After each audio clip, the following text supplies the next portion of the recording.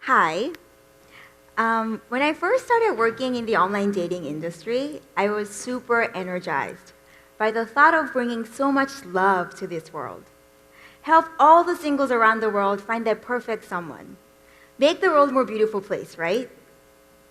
Well, as I spent more time in this industry, I came to quickly realize a lot of people who have either used online dating or who are working in this space have somehow become just really jaded, really cynical, really skeptical about the whole thing. They say things like, online dating sucks, people are so superficial, they only care about looks.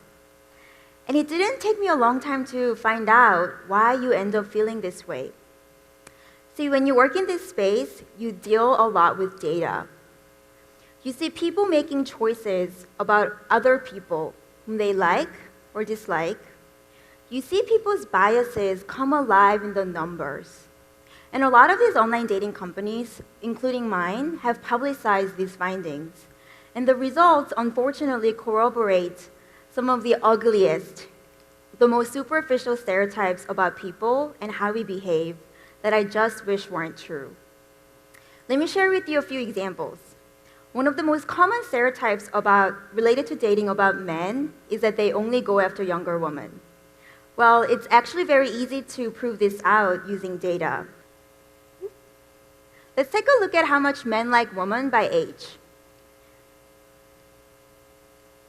Here on the x-axis, you see men's age. On the y-axis, women's age. We decided to plot how often men like women using different colors. Here, green represents men liking women often, and the red reverse. And voila. It's very obvious that no matter how old men are, they go after younger women. And by the heavy concentration of greenness at the bottom of the graph, it really is the younger the woman, the better. In my team, we have a special term that we use to refer to the bottom right corner of the graph, which represents men over a certain age going after women in their early 20s.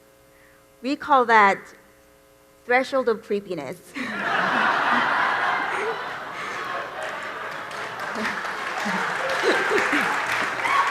Thank you. Okay, another stereotype. Women are into rich men, right? Here, on the x-axis represents how much men are liked by women. The right being most liked, left being least liked. On the y-axis, you have average salary each job when men have, which I took from Glassdoor.com. The correlation between the two is pretty remarkable. It really is the higher your salary, the more women like you. On a side note, there are some exceptions to this rule. There are some jobs, doesn't matter how high the salary is, just don't seem to garner a lot of ladies' attention. And they are engineers, scientists, and HR. Sorry, guys. Okay, last stereotype. Men only go for looks, right? Well, there have been a lot of experiments in online dating space to test this theory out. For example, there's a writer named Rob Fee who writes for a blog Mandatory, and he did this experiment where he created this fake profile of a very cute girl named Tara Ice Age 4. She's very cute, as you can see. The only problem is her profile description was one of the most ridiculous. For example, in the section where you're supposed to write your favorite books or movies or TV, she wrote, "Don't listen to music, overrated. Don't read, I have a hard time with it, so sue me. Love TV, love Geico commercial, LMAO, exclamation point." It was full of grammatical and spelling errors.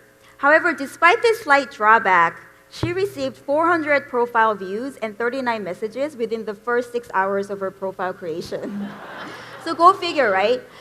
And there's so many more. There's so many of these stereotypes that have been corroborated with data. And after hearing all this, even I feel like, okay, you have to be young, you have to be beautiful, you have to be good looking, you have to be rich, you have to have a great job. Basically, You have to be either one of these two people in order to have any success in online dating, right? So at this point, you're probably thinking, okay, I thought the topic of this talk was the beautiful truth about online dating, not the ugly truth, so what's going on here? The issue with most of these dating statistics is that it solely focuses on what makes us more desirable, what makes us more popular. We as a society have an insatiable want to be desired, and we cannot get enough of these stories. But if you think about it, why do we sign up for online dating? We don't sign up for online dating because we want to enter a popularity contest. We sign up for online dating because we want to find someone special, someone we want to go on a date, maybe potentially enter into a long-term relationship with. So the real question we should be asking ourselves is not what makes us more desirable, but what makes us connect more with others. Are there differences in people who actually end up finding someone special online versus those of us who don't? And that's what we decided to look into. So when we analyze the profile traits of people who met somebody, their partner, on online dating, which I'm going to refer to them as couples, and compare them to those who are still looking, so singles, I was incredibly surprised. Because based on all the dating statistics I heard, I was expecting the couples to be different, perhaps more attractive, more popular, better jobs. Instead, I found the two groups to be exactly identical in almost every trait we analyzed. Average age, 28, average height, 5'4" for women, 5'10" for men. The most common jobs were the same, even down to how often they got liked. That was a real surprise to me because I expected the couples group to be just people who were more popular. That was not the case. There was one area where we did find a significant difference between the two groups, and that was in their profile length. So on our profile, there are 3 sentences that you can fill in. I am, I like, I appreciate when my date, ...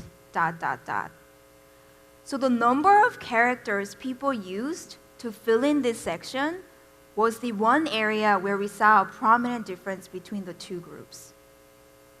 What's really interesting is when we actually analyze the content of the profile, which we did by looking up the most common keywords used, we didn't find much difference. And when I dived into the profiles, it was easy for me to see why profile length actually came out to be the differentiating factor. So for example, this is a real profile from the singles group. Now, some of the words here are one of the most commonly used words across all the profiles that we see. Positive, hiking, exercising, open, honest, funny. Now, compare that with a second example from the couples group. I am quite shy and slow-witted in the beginning, but ramp up as I get to know the person. A professional who strives to better oneself and believes life should be enjoyed with fun and laughter. I like exercising as often as I can. Being outdoors, whether hiking the hills, kayaking the ocean, or skiing down the mountain, rocking out on my guitar in front of no one. I appreciate when my date is absolutely honest with me, allows me to open doors for her, and tries to make me laugh now and again. Now, the keywords used between these profiles are similar, but on the second profile, you get a real sense, a taste of this person's character. Now, so when we noticed that the one character that set couples apart was how much they wrote on their profile, we started wondering, are there any other behaviors that set them apart? So we analyzed the behaviors after they make connection. What do I mean by connection? On our platform, you cannot just message anyone. We open a private chat line between two people only after they like each other. So we decided to analyze what they do after connection and found a significant difference between two groups on how they utilize the chat line.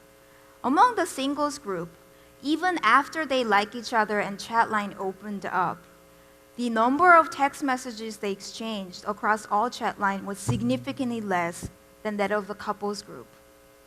Not only that, each text message they sent was half in length on average compared to that of the couples group. And when we analyzed the first text message sent among the singles group, it was easy to see why the length tend to be a lot shorter, because the vast majority of them looked like this.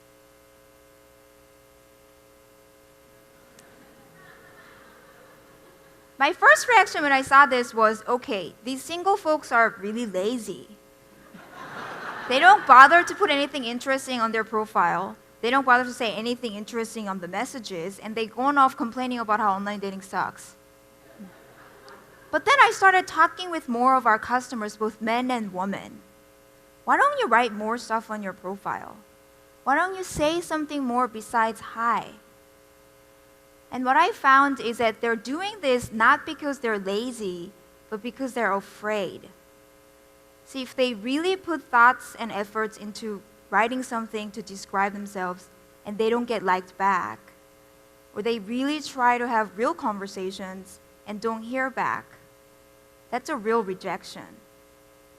And rejections hurt. So instead, they pretend not to care. They choose not to open up as much. But what the data is telling us is that unless you open yourself up, you share more, you make yourself vulnerable to true rejections, you cannot find something real. So the next time you find yourself being frustrated with online dating, I want you to ask yourself, what role are you playing in this? Because when the opportunity comes, are you opening up? Are you sharing more?